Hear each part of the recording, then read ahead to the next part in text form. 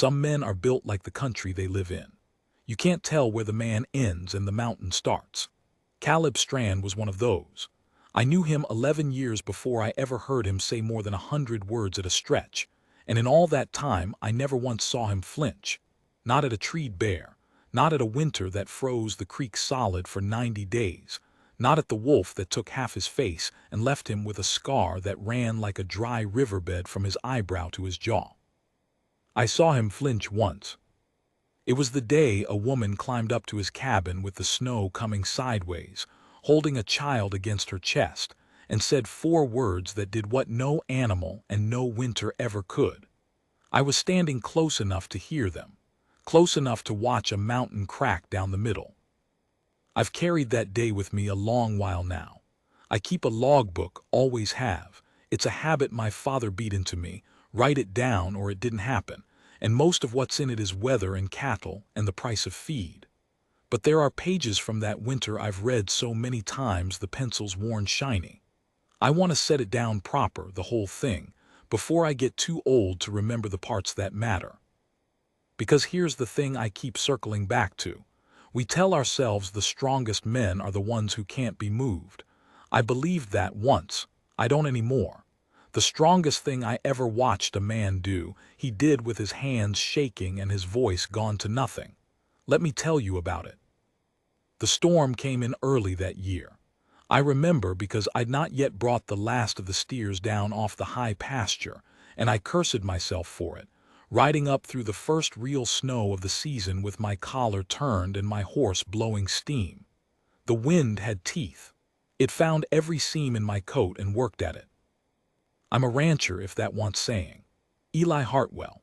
My place sits in the low valley where the 2 creeks meet, and Caleb's cabin sat about 4 miles up and 1,000 feet above me, on a shelf of rock under the timberline where no sane man would choose to live.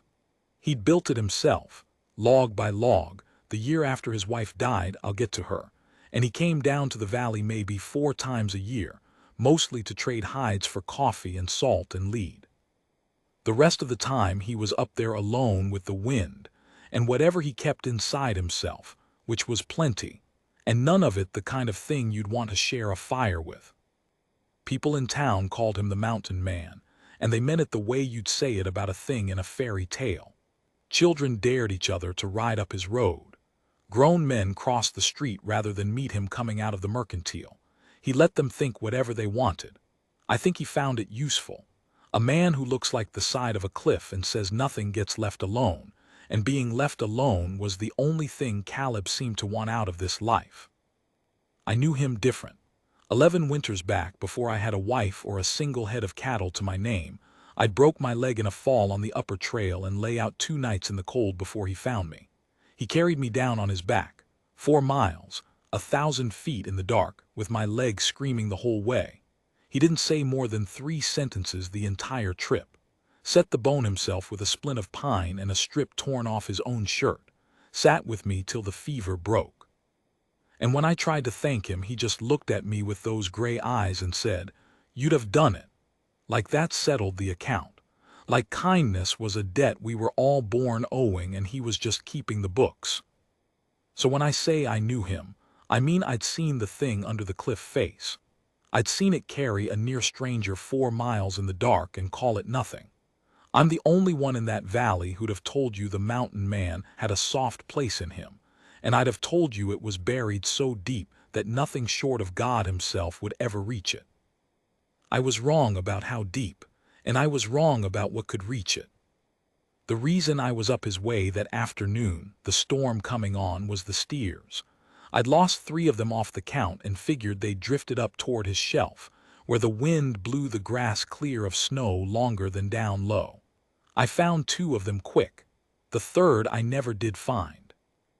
And by the time I gave up on it, the snow had gone from sideways to a kind of white nothing where I couldn't see my own horse's ears. And I made the only call a man can make in that situation, which is to ride for the nearest roof and hope it'll have you. Caleb's roof was nearest. I came up his road. It's not a road. It's a suggestion of a road, a place where the rocks are slightly less inclined to kill you, and I saw his cabin take shape out of the white like something surfacing from deep water. Smoke from the chimney, thank God. And then I saw I wasn't the only one who'd had the idea of his roof. There was a mule tied at his rail, a sorry, half-starved thing with its head hung low and ice in its mane. And there were tracks in the new snow going to his door, small tracks, and the door was standing open a crack with the warm light bleeding out into the storm, which Caleb would never have allowed, not in 100 years, not the man I knew. He hoarded his heat like a miser hoards gold. Something was wrong or something was happening. I didn't know which.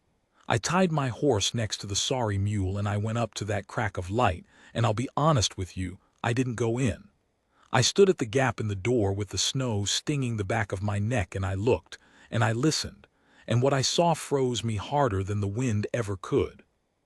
There was a woman in Caleb's cabin. She stood in the middle of the one room with her back to the fire, and she was holding a child against her chest.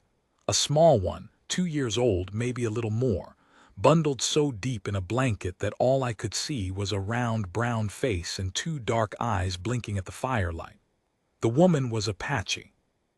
I knew that the way you know whether, without thinking about it, the cut of her dress, the silver at her throat, the way she held herself even soaked and shivering, with a kind of straight-backed pride that the cold couldn't bend. She was young, not much past 20, and she was looking at Caleb across the room the way a person looks at a cliff they've decided to walk off of, decided and gone calm about it. And Caleb was standing against the far wall like she'd backed him there with a rifle. This man who'd carried me 4 miles in the dark. This man I'd never seen give ground to anything. He had his back to the logs and his big hands hanging useless at his sides, and an expression on his scarred face that I'd never seen there and have never forgotten since. He looked afraid. "You shouldn't have come," he said. His voice was low and rough, the voice of a man who doesn't use it much. "You shouldn't have brought it up here in this." I had nowhere else. The woman's English was careful, each word set down like a stone she was sure of. Your name was the only one she gave me, before. Before what? The woman didn't answer right away. She shifted the child against her, and the little one made a small sound, a sleepy complaint, and she hushed it without looking down, just a soft breath of a sound, the kind a mother makes without thinking. And then she looked Caleb dead in the eye and she said it. "Before she died, my sister, Nalin." A pause, and I watched the name land on Caleb like a blow. "You knew her, 3 winters past when you were trading at the agency. You knew her better than you know how to admit, I think." That was Caleb started again. "That was a long time ago." "Yes." The woman's chin came up. The firelight caught the silver at her throat and the wet shine on her face, and I understood, standing in the cold, that she was crying, and that she was furious at herself for it, and that she was going to say the thing anyway. It was, and in that time she carried a child and bore it and raised it as long as she was given to. And then the coughing sickness took her this autumn, and with her last good breath she told me a name. Your name. And she told me where to find the man who owned it. She stepped forward. Just 1 step, but in that small room it crossed half the distance between them. "It's your child, Caleb Strand. This is your daughter. I have carried her 200 miles to put her in your hands, and I will not carry her 1 step further." I have read that moment back in my mind 1,000 times, and I still don't have the words for what happened to Caleb's face. I want to say it broke, but that's not right. It was more like watching ice go out on a river in spring, that long groaning stillness, and then all at once the whole frozen surface of him heaving and cracking and the dark water moving underneath. He made a sound, just one. It wasn't a word. I'd heard him quiet in grief before, the few times I'd seen him near it, but this wasn't quiet. This came up out of somewhere I didn't know a man kept. And then his legs went, and the mountain man, the side of the cliff, the thing the children dared each other to ride toward. He slid down the wall of his own cabin and sat hard on the floor with his hands over his face, and his shoulders shook like the storm outside had got inside him. That's when I knocked. I don't know why. Maybe because watching felt like stealing. The door swung in under my knuckles and the warm air and wood smoke hit me, and the woman spun toward me with the child clutched tight and a look on her face I knew at once. A cornered look. A "they've come for me" look. The look of an Apache woman 200 miles from anywhere with a white man's child and a white man on the floor weeping, suddenly facing a second white man filling the doorway with snow on his shoulders. "Easy," I said, both hands up, palms out. "Easy now. I'm not, I just got caught in the storm, that's all. I'm a friend of his." I nodded at Caleb without looking away from her. "Eli Hartwell, my place is down the valley. I came up after strays and the weather closed on me." She didn't say anything, but she didn't run either, which in that cabin in that snow would have killed her and the child both, and I think she knew it. The child had woken at my voice and was staring at me over the woman's shoulder with those dark, unblinking eyes, and I felt the strangeness of it go all through me. That there were 11 years of cold and silence in this cabin, and now suddenly there was a baby in it, and a weeping mountain, and a furious grieving woman, and me, dripping snowmelt on the floor like a fool. "He needs water," I said, because it was the only useful thing I could think of.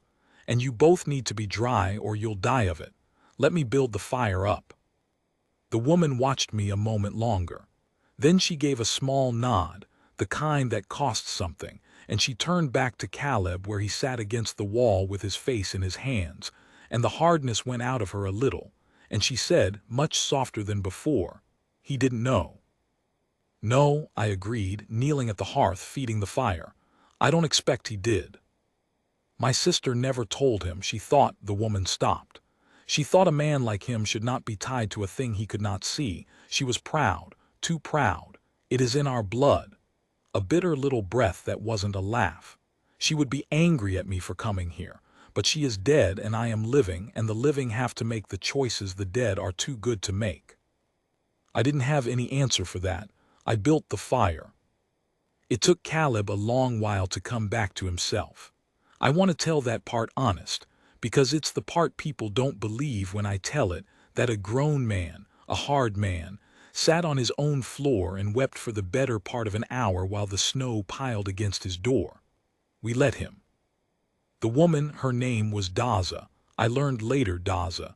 It means something like the one who waits at the threshold, and I have never met a person better named.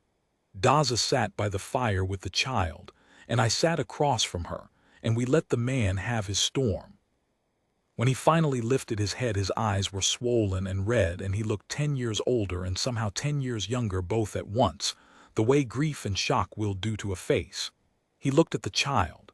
He looked at her a long, long time.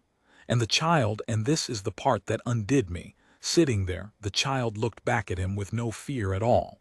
2 years old. She'd never seen this scarred giant in her life. And she looked at the wreck of his face, and the riverbed scar, and the gray eyes full of water. And after a while, she pulled one small fist out of her blanket and reached toward him. She wanted the scar.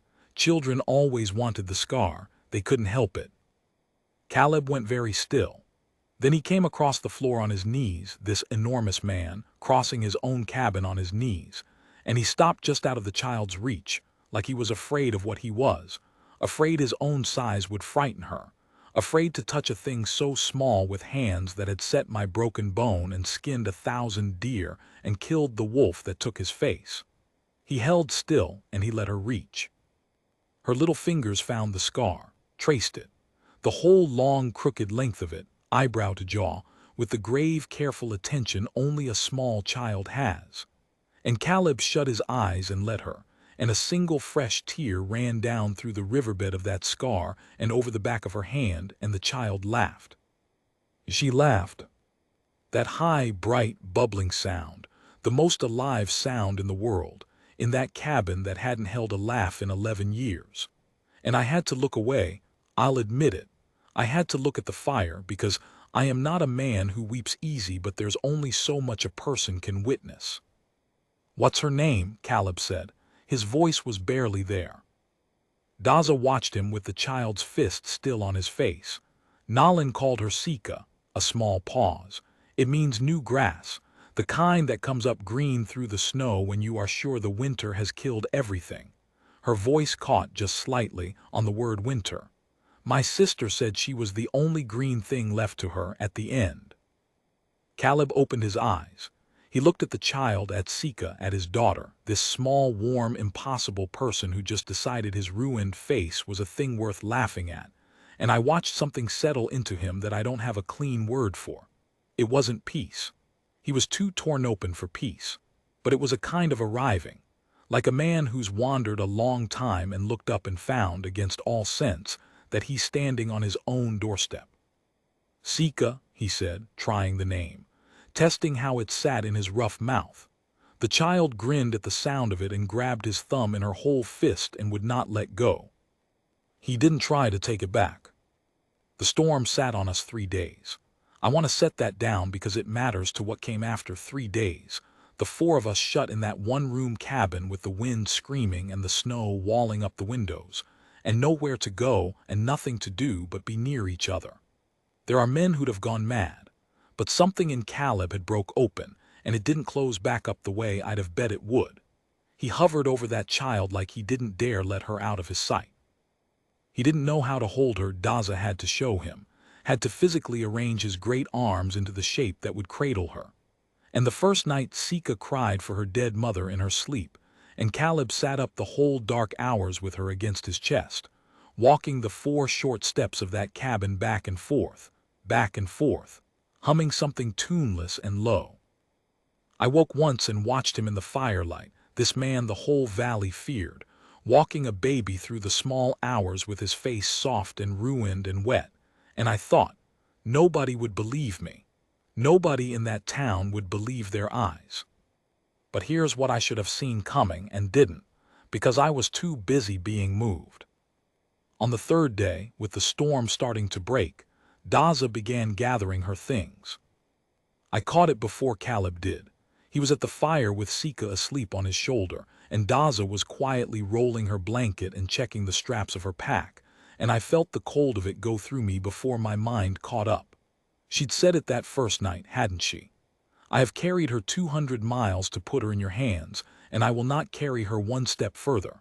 I'd taken it for grief talking. I hadn't understood she meant it as a plan. You're leaving, I said. She didn't stop her packing. The storm breaks tomorrow. I will go while I can. Caleb's head came up. He looked at the pack in her hands, and the meaning of it crossed his face slow, then all at once. Go where? He said. Home, to my people, to what is left of them. Daza pulled a strap tight. Her hands were steady, but her jaw was not. I have a husband, Caleb Strand. I have children of my own, 3 of them, waiting at the agency with my mother who is too old to keep them long. I did not leave them to come here so that I could stay. I came to bring you what is yours and then to go back to what is mine. You can't, Caleb started, and then he looked down at the child asleep on his shoulder, and I watched the whole impossible shape of it land on him. He didn't know how to feed her. He didn't know how to hold her without being shown. He lived alone on a rock above the timberline 4 miles and 1,000 feet from another living soul, and in 2 days he'd gone from a man with no ties on this earth to a man holding everything he had against his shoulder in a sleeping blanket. And the only person who knew how to keep that small life going was rolling up her bed to walk 200 miles away. I don't know how to do this, he said. It came out of him raw, the most honest, most frightened thing I ever heard him say. Daza, I don't know how to do this. She stopped packing then. She looked at him a long moment across that firelit room, and her own eyes filled, and she said the thing I have never forgotten, the thing I wrote down that night in my logbook and have read 100 times since. No one does, she said. No mother who ever lived knew how the first night. My sister did not know, I did not know. You learn her or she dies. That is the whole of it. That has always been the whole of it. She turned back to her pack. I have buried a sister this autumn. I will not stay to bury her child too because the father was afraid. You will learn her. You are not as alone as you think. That man there, she nodded at me, is your friend, and he has a wife. His wife has milk to spare. I have seen the swelling of her in the way you spoke of her. You are not alone, Caleb Strand. You only think you are. You have thought you were alone for so long that you have forgotten how to count the people who would stand near you. And the wind howled, and the fire snapped, and the child slept on, knowing nothing, dreaming whatever children dream, while three grown people sat in a cabin above the snow and reckoned with what the morning was going to ask of all of them. I didn't sleep much that night. I lay in my corner and listened to the storm winding down, and I thought about my Sarah down in the valley, 4 months from giving me our first, her milk not in yet but coming, and I thought about what Daza had said, "You have forgotten how to count the people who would stand near you," and I wondered if she'd meant it for Caleb or for all of us.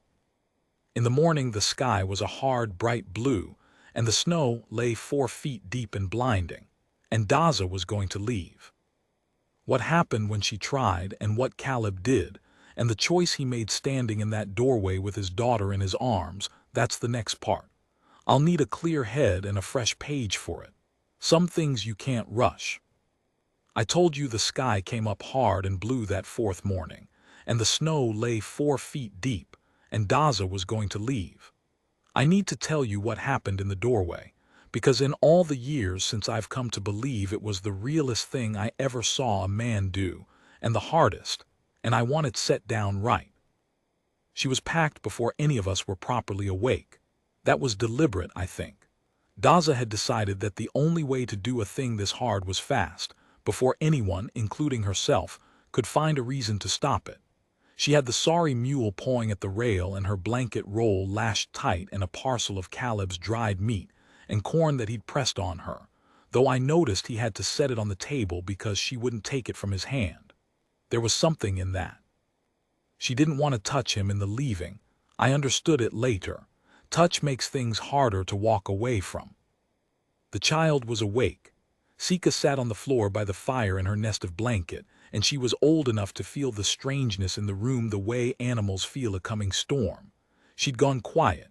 She watched her aunt move around the cabin with her thumb in her mouth and a small crease between her brows, and when Daza shouldered the pack and turned toward the door, the child made a sound.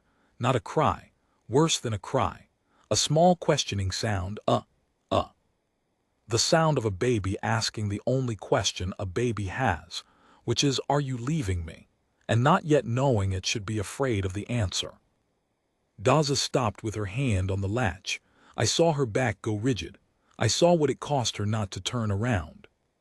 Caleb was standing by the fire and he had not said a word that morning. He'd watched her pack with a face like a man watching the tide come in over his feet, knowing he should move and somehow not able to.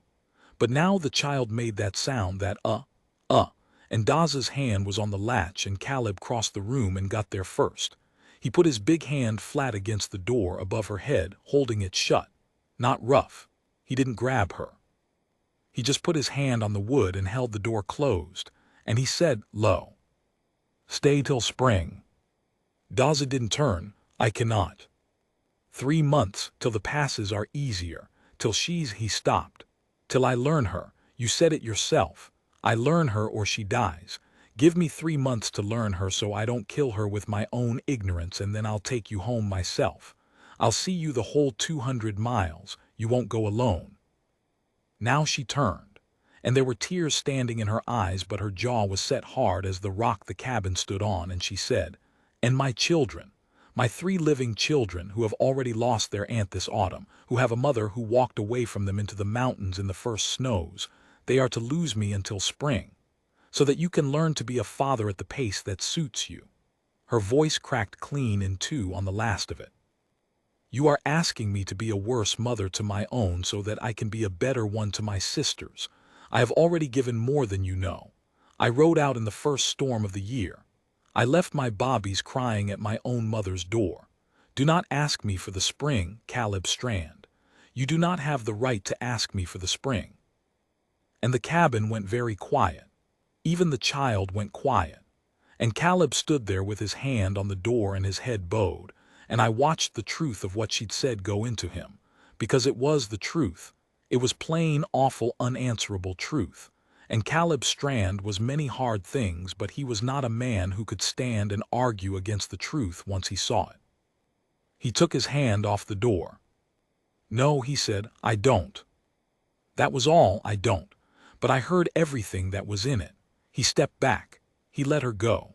The hardest thing a man can do sometimes is to stop pulling on the rope, to look at what another person is owed and decide they're owed it more than you're owed your own comfort, and to open your hand and let them have it. He let her go. But then he did the second thing. And the second thing was the part that mattered. He went down on his knees by the fire, that great man on his knees again. He spent half that week on his knees, and he gathered Sika up out of her nest of blanket and held her against his chest, awkward still, but more sure than 3 days before, and he carried her to the door, to her aunt. And he said, "Then show me, before you go, show me everything. The feeding, the warming, the all of it. The things I don't know, I don't know. We've got an hour of you yet before the mule's rested enough to go. Don't spend it on the door. Spend it teaching me to keep her alive." And Daza, I watched the fight go out of her and something else come in, something between grief and a terrible tenderness. Daza set down her pack. She set it down right there by the door, and she came back into the room, and for that one last hour she taught a mountain how to be a father. I have witnessed a great many things in this valley. Births and deaths and floods, and the long, slow ruin of men by drink and weather. But I am not sure I've witnessed anything to match that hour in Caleb's cabin, with the bright cold morning coming through the thawing windows and a young Apache woman, who'd lost her sister and left her children and ridden 200 miles through the first snows, kneeling on the floor beside a scarred giant and teaching him, patient and quick, everything she knew about keeping a small life from going out. How to test the warmth of the food against the inside of his own wrist. How to swaddle so the small arms felt held but not bound. How Sika liked to be carried high against the shoulder where she could see. How she fussed if you laid her flat too soon after eating. How there was a particular low sound, almost a song but not quite, that her mother Nalin had made over her, and Daza made it now soft, and the child went loose and easy in Caleb's arms at the sound of it, recognizing it from somewhere deeper than memory. Daza taught him that sound, made him say it back until he had it. A dead woman's lullaby, passed from sister to a man who'd loved her one summer 3 years gone and never known what it grew into. I watched the great rough man hum his lost lover's song over their daughter, getting it wrong, getting it less wrong, getting it right, and I had to go stand by the window and look at the snow. When the hour was up, the mule was rested, and the morning was as good as it was going to get, and Daza stood and lifted her pack again, and there was nothing left to teach. She looked at the child a long moment. She didn't reach for her. I think she didn't dare. I think if she'd held that baby one more time she'd never have got out the door, and she knew it. And so she stood 3 feet away with her arms at her sides and looked at her dead sister's face and her sister's daughter, and she said something in her own language, low and quick, that I didn't understand and didn't need to. A blessing or a farewell or both. The child watched her with the thumb back in her mouth. Then Daza looked at Caleb. She is yours now, truly, not because blood says so. Blood is the smallest part of it, but because you have chosen her. I watched you choose her this hour. A child does not need the man who made her. A child needs the man who stays. She drew a breath. Be the man who stays. I will, Caleb said. You say that easy now in the warm, with the work fresh and the love new. There will come a night, and here her voice dropped, and she looked at him hard, prophet hard, like she was seeing down the years. There will come a night when she is sick and you are afraid and there is no one, and the easy thing, the thing that whispers, will be to give up. To decide you were never made for this. To believe the lie you have told yourself your whole life, that you are alone and meant to be alone, and a man like you cannot keep soft things alive. She nodded once. On that night, remember this hour. Remember that I left my own children crying at a door so that I could put this one in your arms. Do not make that nothing. Do you hear me, Caleb Strand? Do not make what I have done into nothing. I hear you, he said, and his voice broke on it. I swear to you, I hear you. She nodded. She turned. She got the door open and the cold poured in and she stepped out into the blinding snow, and she did not look back. I'll always remember that she did not look back. She had decided not to, and she kept the decision. That woman kept every hard decision she ever made. And she got up on that sorry mule and pointed it down the mountain and rode away into the white, getting smaller, gone. Sika cried then. Finally understood and cried, the full-throated betrayed wail of a child who's lost the one familiar thing in a world of strangers. And Caleb held her against his chest and walked the 4 steps of the cabin, back and forth, humming the dead woman's lullaby, the song his daughter's mother used to sing, the song her aunt had just taught him in their last hour together. And slowly, the crying wore itself out against the sound of it, and the child slept. I left the next morning, once the trail was passable, to get down to Sarah, and the ranch and the steers and my own life. But I want to be clear about one thing before I go on, because it's the hinge the whole rest of this turns on. Daza had warned him, there will come a night. I heard her say it. I wrote it down that very evening in my logbook. D told C there will come a night when the child is sick and he is afraid and alone, and the easy thing will be to give up. Told him not to make her sacrifice nothing. I underlined it. I don't know why. Some animal part of me knew it was a true thing and a coming thing. It came in February. You have to understand how it was up there in deep winter to understand what Caleb faced. By February, the snow was past the windows. The trail down to my valley was gone, not hard, not dangerous, gone. A slope of unbroken white that would slide and bury a man as soon as look at him. We had no telegraph then, no way to reach anyone, and in any case there was no doctor closer than the town 2 days' ride south, and the town might as well have been the moon for all the good it could do a man snowed in above the timber line. When the deep winter closed on the mountain, Caleb and the child were as alone as 2 people can be on this earth.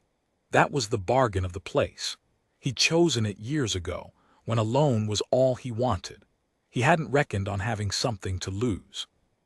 I had this next part from him, later, in pieces, over years, because he was not a man who told a thing all at once.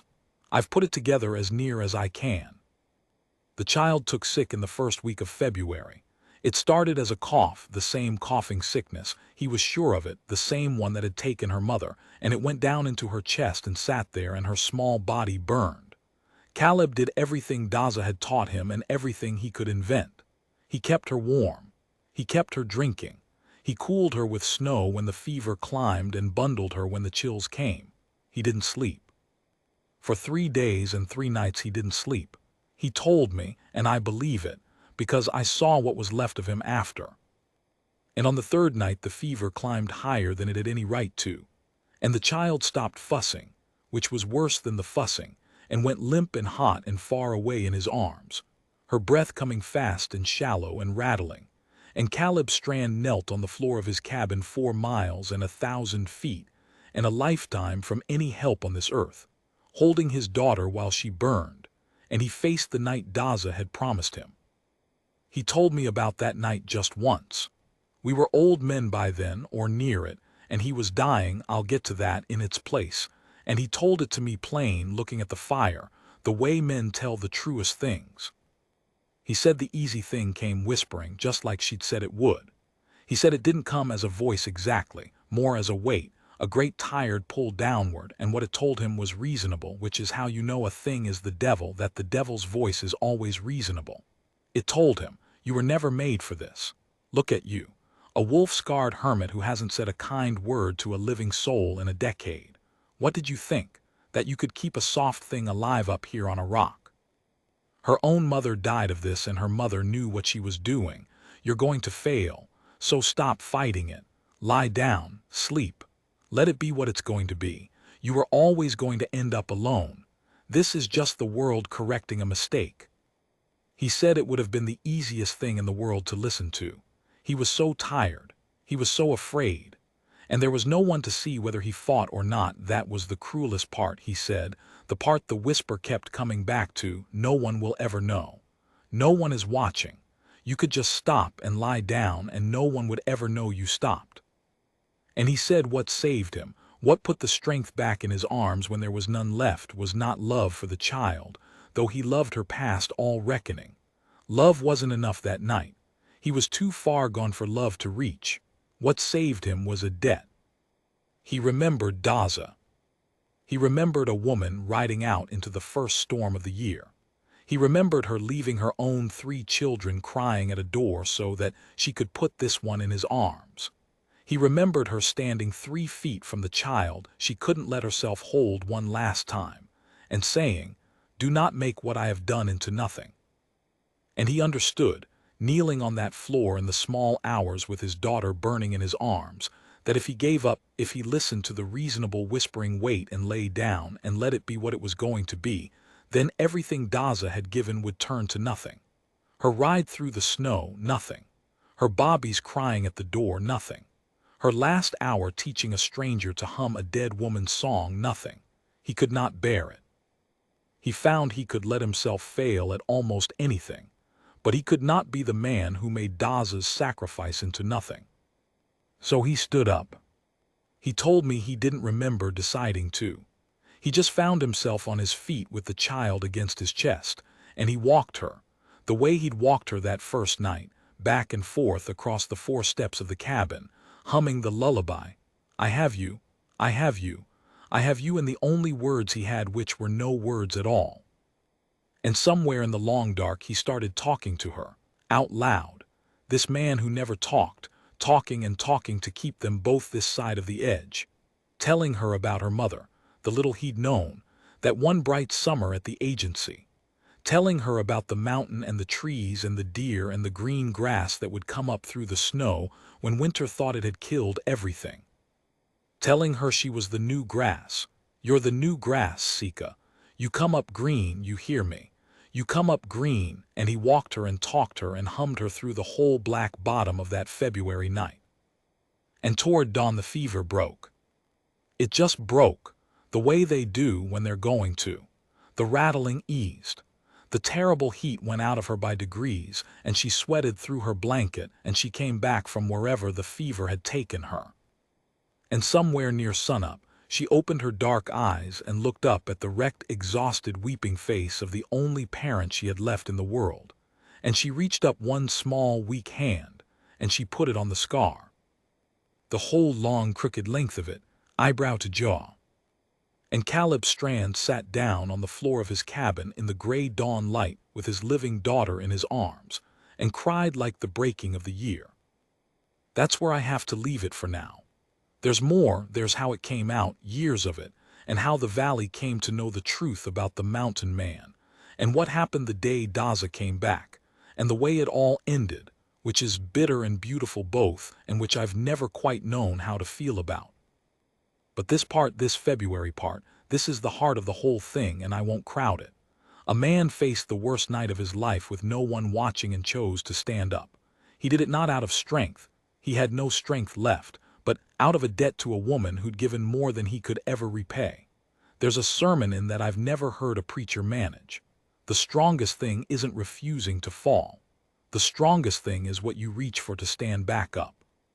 Caleb reached for someone else's sacrifice, and found it would hold his weight. Spring came late that year, the way it always does up high, all at once and grudging. The passes opened in May, and the first thing Caleb Strand did when the trail down was clear enough to risk was something the man I'd known for 11 years would never in this life have done. He came down off his mountain, and he didn't come to trade hides. I was mending fence in the lower pasture when I saw a figure coming up my road, and I knew the size and the gait of him before I could see the face, and I set down my hammer and just stood there, because in 11 years Caleb had never once come to my door. He'd carried me to my own bed with a broke leg, and then never visited the place again. And here he came across my pasture in the May sun with something bundled high against his shoulder, carried careful, carried the way Daza had taught him, and the something had a round brown face and dark eyes and a fist tangled in his beard. He stopped a few feet off. He looked, for a man the whole valley feared, about as awkward as a person can look, and he said, "Eli," and then he didn't seem to know how to go on. So I helped him. "That her?" "That's her." He shifted the child higher, and Sika regarded me with the frank, fearless interest of a creature who's decided the world is mostly friendly. She made it through the winter. I can see that. I came closer, slow, the way you do with a child you don't want to spook, but Sika didn't spook at anything, never did, that was her whole nature. She's a fine one, Caleb. She took sick, February. I thought. He stopped. His jaw worked. I thought I'd lost her. I came down to, and then the real reason came out of him all in a rush, the way a thing will when a man's held it too long. Daza said your wife had milk. Said it back in the winter. I know that was a season gone, and I know it's a strange thing to ride down off a mountain and ask, but the goat's milk I've been giving her. It doesn't. She's small, Eli, she's so small. And I don't know if I'm doing it right. And I thought a woman who's born a child of her own might look at her and tell me whether she's. Sarah, I called toward the house before he could tie himself in any further knots. Sarah, come out here a minute. There's a fella needs you. My Sarah had borne our boy in January, deep in the same winter Caleb fought his battle in, and she had milk and to spare, and a heart on her the size of the whole valley. She came out wiping her hands on her apron, and she took one look at the scarred giant and the small child against his shoulder, and where any other woman in that valley would have crossed herself and backed inside, my Sarah walked straight up and held out her arms and said, "Well, give her here then, let me have a look at her." And Caleb Strand, the mountain man, the terror of the children's dares, handed his daughter over to a stranger, because the stranger might know something he didn't about keeping her alive. That was the beginning of it, the beginning of the part nobody in the valley would have believed. It came out slow over years, the way these things do. There's no keeping a secret in a valley as small as ours, and there was no hiding a baby on a hermit's mountain forever, and folks talk. At first the talk was ugly, the way talk is. There were those who said the mountain man had stolen an Indian child, and those who said worse, and for a season there I worried it might come to men riding up his mountain with bad intent and worse questions. But Caleb did a thing that surprised everyone, including me. Instead of hiding, he brought her down. He started coming to the valley regular, to my place first, then to the mercantile, then, eventually, to the little church that an itinerant preacher kept going in the schoolhouse on the Sundays he passed through. He brought his daughter to church. The mountain man sat in the back with Sika on his knee and addressed my Sarah had sewn her, and dared the whole congregation with his scarred silence to say one word about it. And the thing about a man like Caleb is, once people get over being afraid of him, they find there's nothing to be afraid of. And once they watch a hard man be gentle with a small child Sunday after Sunday, the ugly talk has a way of dying in their throats. It's hard to call a man a monster when you've watched him wipe a little girl's nose and braid her hair with fingers too big for the work, getting it wrong, getting it less wrong, getting it almost right. By the time Sika was 5, she was the valley's child as much as Caleb's. Half the women had taught her something. My Sarah taught her letters. The blacksmith's wife taught her to bake. The old Welshman who kept the mercantile taught her to count change and slipped her peppermints when Caleb wasn't looking, which Caleb always was. She grew up green, that child, green through everything, just like her name and just like Caleb had told her she would in the black bottom of that February night. And Caleb, I have to tell you what happened to Caleb because it's the marrow of the whole thing. The mountain didn't crack and crumble the way I'd feared it might when the child first came. It did something stranger. It gentled. The wolf-scarred hermit who hadn't said 100 words a year became, over the seasons, a man who talked, haltingly, awkwardly, but he talked, because his daughter needed words and he found he had them after all. The man who lived alone on a rock above the timberline because alone was all he wanted, came down off the rock, not all the way, never all the way, but down into the reach of other people, because his daughter needed other people, and a man who stays goes where the staying takes him. Daza had said it. A child needs the man who stays. He stayed and the staying remade him, and I came to understand that the child hadn't just been saved by Caleb that winter. The child had saved Caleb right back. They'd hauled each other up out of the snow. Daza came back when Sika was 7. It was high summer and I was at Caleb's. I went up regular by then. We'd grown to be true friends, the kind a man makes maybe once in his life, and we were sitting on the bench he'd built outside the cabin door, watching Sika chase something through the long grass, when a rider came up the road. A woman on a good horse this time, not a sorry mule. And Caleb stood up off the bench so fast he knocked it over, and I knew before she was close enough to see the face that it was Daza, come back the way she'd promised herself. I think she'd come back someday and see what her sacrifice had grown. What happened then I won't try to put all the way into words, because some things a man shouldn't try to put into words. The aunt and the child. Sika didn't remember her, she'd been 2, but Daza remembered Sika, had carried the memory of her 200 miles in 7 years, and when she got down off that horse and saw the green, healthy, laughing creature the baby had become, she went down on her knees in the grass and held out her arms. And Sika, who trusted the whole world because the whole world had only ever been kind to her, ran straight into them. And Daza held her sister's daughter and looked up over the child's shoulder at Caleb Strand, and there were tears running down her face, and she said one word. "See," she said, "just that, see. As in, see what you did, see what we did, see that I did not make it for nothing."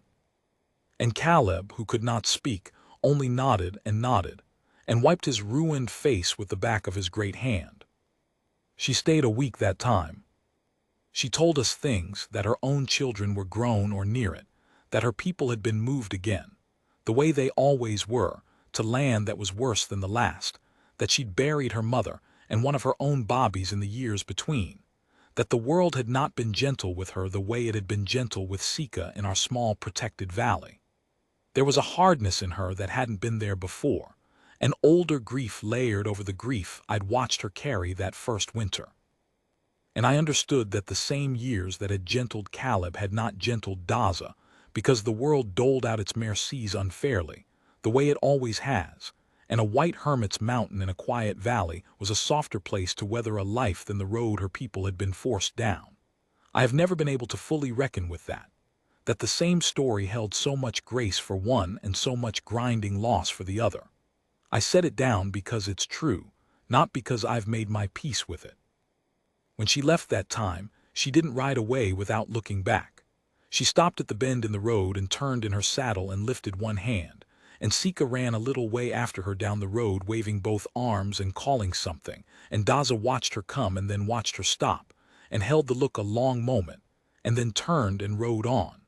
I think she'd needed, that whole time, to know it had been worth it, to know the bobby she left crying at a door had bought something real. I think she rode away that second time with the thing she'd come for. I hope she did. I'll never be sure. Caleb died the winter Sika turned 19. It was his heart, the doctor said. There was a real doctor in the valley by then. The world had come up our road in 20 years, the way it does.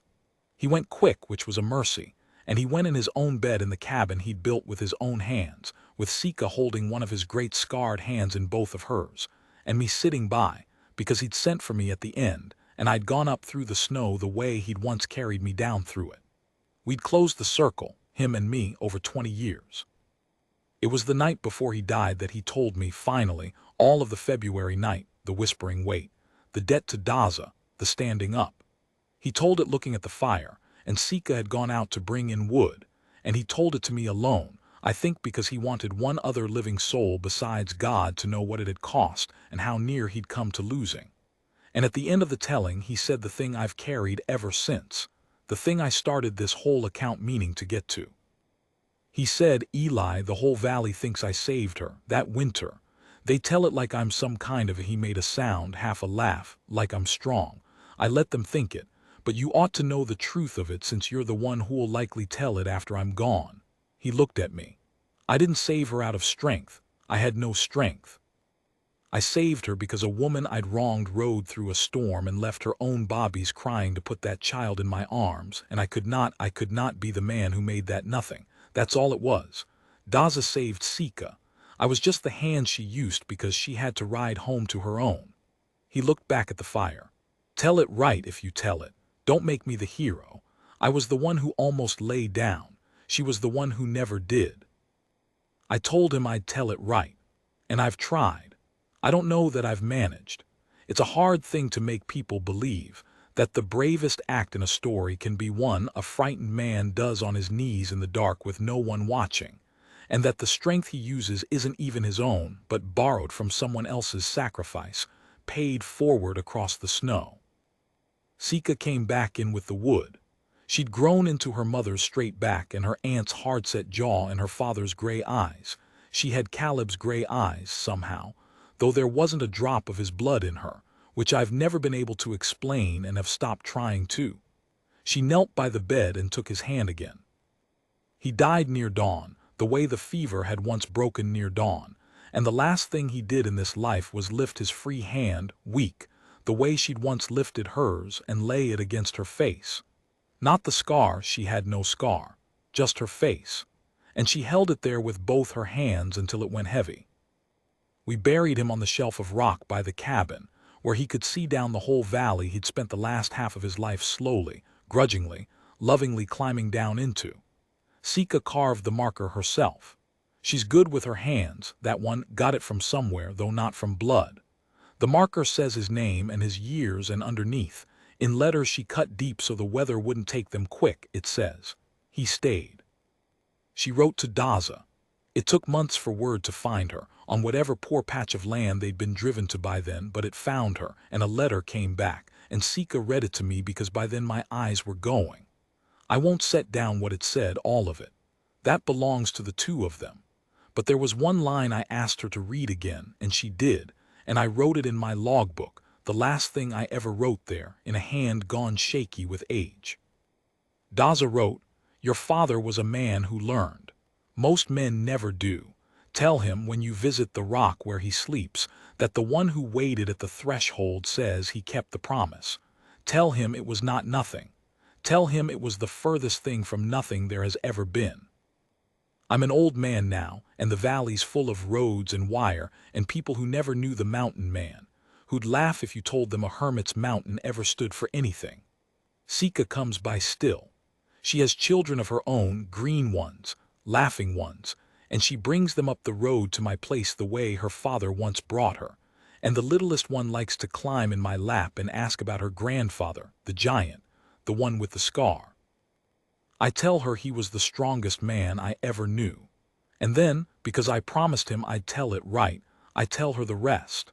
That the strongest thing he ever did, he did with his hands shaking and his voice gone to nothing, on his knees in the dark, when he thought no one would ever know whether he stood up or lay down. He stood up. The child usually wants the part with the wolf after that, or the part where her mother chased the horse down the road. I let her have it. There's time enough for the hard truth of a thing, but I make sure she's heard it once. I make sure every one of them hears it once. Because somewhere out there, I have to believe it, there's a frightened person on their knees in their own dark February, hearing the reasonable whisper that says, "Lie down. No one's watching. You were always going to end up alone." And I want them to know what a wolf-scarred hermit knew at the bottom of the worst night of his life.